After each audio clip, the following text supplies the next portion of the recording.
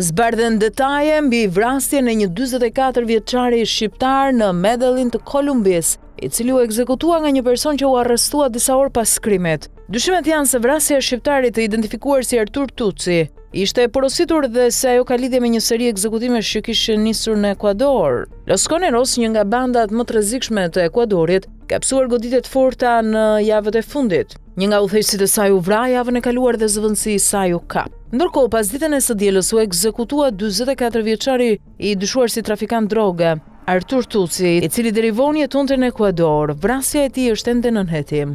Vrasësi i dyshuar, i cili iku me një motociklet, u kap në Bejo, sipas sekretarit të sigurisë së Medellin, Manuel Villamella. Dyshimet janë se shqiptari ishte zhvendosur nga Ekuadori në Kolumbi për të humbur gjurmët, por duket se nuk ja ka arritur qëllimit. Hetimet mbi krimin ndërkombëtar zbulojnë se rrjetet shqiptare janë një lojtar kyç në trafikun e drogës në Amerikën Latine dhe e përdorin Ekuadorin si bazë kryesore për operacionet e tyre transatlantike.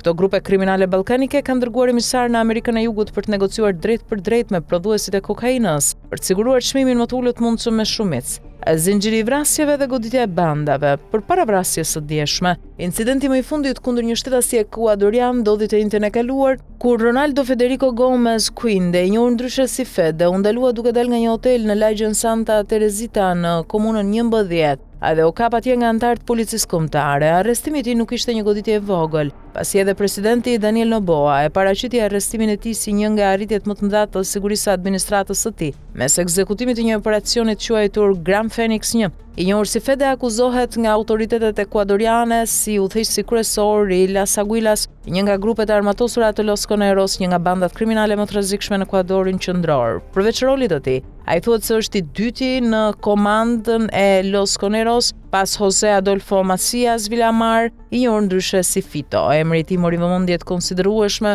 midis autoriteteve ekuadoriane më 20 qershor, kur Gomez Quinde u arratis nga burgu i sigurisë maksimale e litoral në Guayaquil. Për t'u shmangur veprimeve të policisë, ai u vesh me uniformë ushtarake dhe kaloi me shpejtësi njërin nga portat pa ndonjë inspektim të mëtejshëm. Kapja e tij në distriktin e 11 Medellin nuk ishte e vetmja gjë që konfirmoi praninë e këtij grupi kriminal në Antigua, pasi të hënën e kaluar një operacion kundër trafikimit të armëve në një fermë në distriktin Llano Grande të Rio Negros. Autoritetet vranë Jortman Robinson Suarez Molina, i njohur si El Ecuadoriano, një nga lidhjet midis Los Coneros dhe grupeve kriminale në departamentin për kokainë dhe trafik armësh. Edhe pse që nga fundi i dekadës kaluar kishte zëra se La Oficina kishte lidhje me bandat kriminale ekuadoriane, kjo u zbulua kur më 6 maj 2023 në një pronë në lagjen Los Mangos të Fredonias Antigua. Autoritetet gjetën trupin e pajet të një burri të cilin fillimisht nuk mundën ta identifikonin sepse nuk ishte dokument identifikimi. E vetmja gjë që dihet është se vrasësit e tij kishin ndërmend pasi ta vrisnin